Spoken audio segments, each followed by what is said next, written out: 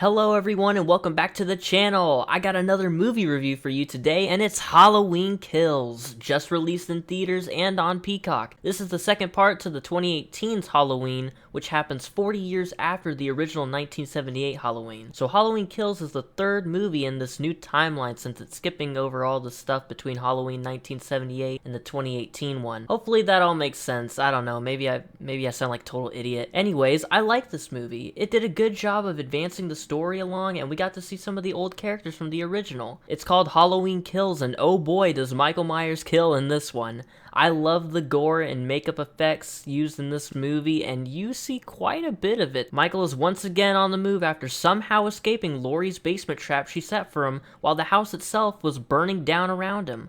Although I'm not super crazy about this movie, I still enjoyed it because it met my expectations and did what it needed to do. Now those are just my thoughts. I would still say check this movie out for yourself if you can. But now it's spoiler alert time as I go over just exactly what happened in Halloween Kills. So this movie takes place on the same Halloween night as the last movie. We have Allison's boyfriend Cameron trying to call up Oscar to see if he's with Allison because she caught him kissing another girl at the Halloween party they were at. But if you saw the last movie, you know our boy Oscar is dead. Cameron soon finds the body of Officer Frank Hawkins, who was a casualty of the last movie as well, except oh wait, he's still alive. As Cameron tries to tend to his wounds, Officer Hawkins says that Michael Myers needs to die and he's the one who's gonna get him. We then get a flashback to Halloween night 1978, and a young Officer Hawkins and his partner Pete are looking for Michael, and they decide to go into the old Myers house. They look around the house and Pete goes upstairs. Pete then gets rushed by Michael, and Michael starts choking him with a rope. Hawkins goes to help, but when he shoots at Michael, he instead gets his partner right in the neck. Pete bleeds out while Michael walks outside and is met by several officers with their guns out and Dr. Loomis standing behind him. Alright, now we're back in the present, Halloween night 2018. Husband and wife Marcus and Vanessa are watching a talent show at a bar when a group of people behind them are laughing and having drinks. We see that the group consists of Lindsay Wallace, Marion Chambers, and Lonnie Elam, who are a trio of survivors from the first Halloween, when Tommy Doyle, another survivor, is on stage talking about that Halloween night's events and the boogeyman. They raise a toast to Laurie wherever she is, and we get to see exactly where she is. Riding away in the back of a truck, injured, with her daughter Karen and granddaughter Allison, right after they trapped Michael in a burning house and he'll be out of their lives for good. Well, until they see fire trucks on their way to put out the fire. Laurie screaming, "Let him burn!" Once the firemen are in, one falls through the floor and into the basement. There's no sign of Michael anywhere down there. So here's where you might say, how the heck could he still be alive then? And it's revealed that Michael was hiding in a compartment where Laurie had her weapon stocked. He opens the steel covering and kills the fallen fireman with a pickaxe to the face. Then in probably my favorite scene in the whole movie, Michael walks out of the burning house and goes on a killing spree. He stabs all of them with a steel pipe with a couple of sharp points at the bottom. And he even cuts into one guy's face with a spinning saw blade. Karen and Allison have taken Laurie to the hospital, and we even see Sheriff Brackett from the first Halloween as well. Now back to Michael running around. There's an elderly couple, Sandra and Phil, playing with a toy drone. It gets yoinked out of midair, and the drone gets thrown back to them from another room. You can probably guess what happens next. Phil flips on the light in the bathroom and Michael is there but immediately smashes the light out in a really cool scene. Phil closes and locks the door, but Michael grabs him through a nearby window and slams his head repeatedly against the wall, then stabs Sandra in the neck with a broken light tube. Then while Sandra's bleeding out, he shoves 4 knives into Phil's back. Like, holy shit, dude. I don't think that's a healthy way to release anger, but you do you, man. Cameron calls his dad Lonnie to fill him in on the whole Officer Hawkins situation near the park.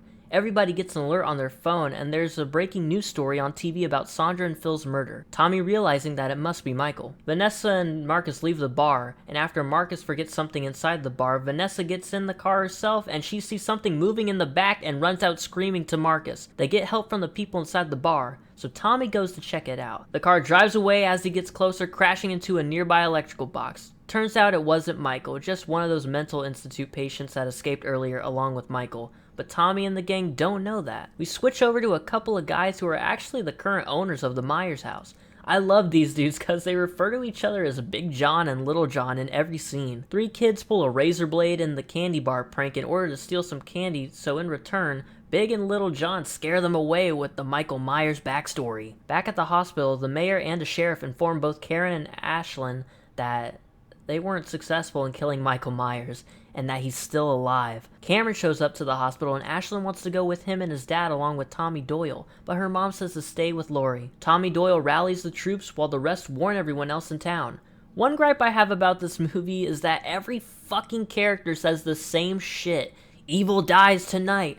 Michael has haunted this town for 40 years. I get it, it's a bunch of people coming together for one goal, but come on, bro, it just gets a little repetitive sometimes. Lindsay, Marion, Vanessa, and Marcus drive up to a park where two of the prankster kids from earlier are.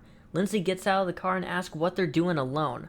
One of the girls say that they're waiting for their friend and that a creepy man in a white mask keeps popping up behind trees and such. Michael is for sure there, and he's holding a skeleton mask covered in blood that belonged to a kid named Dennis. Michael then goes to the car where the rest of the group are and attacks Marion. Vanessa escapes and Marcus saves Marion. Marion goes to shoot Michael, but she's out of bullets. Michael stabs Marion a bunch, then stabs Marcus right in the eye, and OMG, the knife is just sticking in there, holy crap. Vanessa returns with the gun she had earlier and shoots at Michael. While she is about to shoot, Michael kicks the car door into her, and she accidentally shoots herself in the head. What the fuck? Lindsay runs in and hits him with a bag of bricks, but Michael just absorbs her hits. He has her against the car, but she messes up his mask and is able to escape off that distraction. She runs through the park and is able to escape him for the time being. We're back at the hospital and Laurie is woken up and she doesn't know that Michael is still alive, and her daughter Karen still wants her to think that to keep her at ease. Lonnie, Cameron, and Ashlyn see Tommy next to Lindsay's car by the park and go check out everything. They find Marcus and Vanessa's bodies on the merry-go-round and also Marion hanging from the swing set. Then they find Lindsay, who is hiding by the bridge that Michael crossed earlier. Officer Hawkins is in the same hospital room as Laurie. In a nice moment, Laurie and Hawkins recall a night they had together and tell one another that they like each other. There's a panic starting at the hospital over the many murders going on. Tommy brings in Lindsay and also ramps up the town folk at the hospital with another evil dies tonight rant. Then Tommy feels like it's a good idea to bust into Laurie's room and tell her Michael is not actually dead. Oha! Nice. Laurie now wants to go out and finish the job even though her daughter is telling her to stay. Back at the Little and Big John's house, their back door is open and they realize that someone is in the house. Big John is in the upstairs bedroom when Michael stabs him right in the armpit. Yikes. And then even more yikes, Big John gets his freaking eyes gouged. Little John comes in and sees that Big John is dead. Michael is standing by the window and Little John says Michael has come home, then dies off screen. Back at the hospital, the Escape Mental Institute guy from earlier is back, and he's just looking for a little help, but all the townspeople there think it's Michael Myers without his mask on. Like, come on.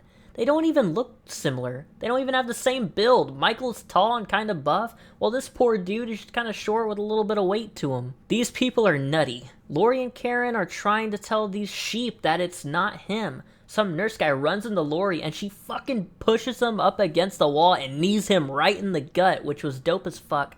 But in the process, she tore open her stitches. Hawkins tells Laurie that back when Michael was captured, he stopped Dr. Loomis from shooting Michael.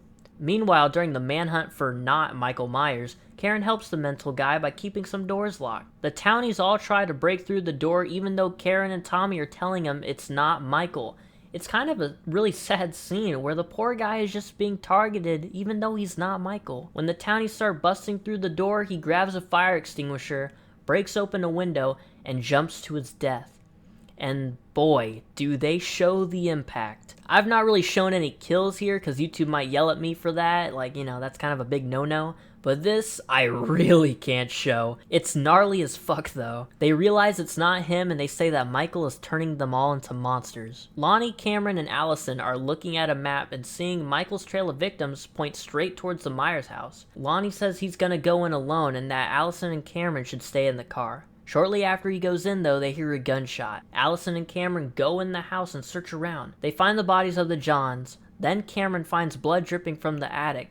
It's his dad, Lonnie. Michael then bursts out of the goddamn closet and stabs Cameron a bunch of times. Allison tries to stab him back, but Michael knocks her down the stairs and she lands awkwardly on her leg. Michael then slams the crap out of Cameron along the railing, then finishes him off with a neck snap. Michael is then about to stab Allison when her mom shows up out of nowhere and stabs Michael in the back with a pitchfork. She stomps on his head while he's on the stairs and removes his mask. Karen proceeds to lure Michael into the street by taunting him with his mask.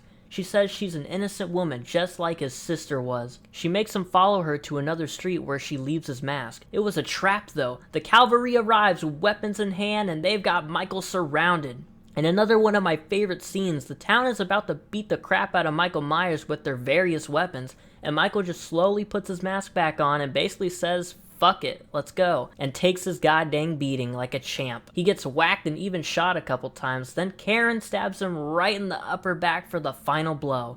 In the end, Karen, along with several others, go back to check on her daughter. The rest stayed while Michael lays in the street. Sheriff Brackett is about to shoot Michael when Michael gets up and takes the knife out of his back and slices the sheriff's throat. He goes on another killing spree, slashing through everyone in sight. Karen looks up at the window of the Myers house and sees an image of young Michael in his little clown costume. Michael finishes off his murderous spree by smashing Tommy Doyle's head in with his own bat. Karen goes upstairs in the Myers house and takes a deep breath, but then Michael appears from behind her and slashes her multiple times and kills her. The movie ends with Michael staring out the window, just breathing. And there it is, Halloween Kills. This feels like it's been a long one, but it's a movie in a huge horror franchise, so I expect nothing less than a movie filled with good kills, story development, and an unkillable Michael Myers. Overall, I'd give this movie a 6.5 out of 10. While it's above average, I still thought there were some issues and slightly weird editing. Plus, although I do like Halloween, it's not one of my favorite franchises per se. Plus, they killed Judy Greer, and I'm a little salty. But my job is done. I hope you enjoyed the video. Please let me know your thoughts about Halloween Kills. I'd love to hear some of your opinions. Thank you for watching, and until next time, happy Halloween.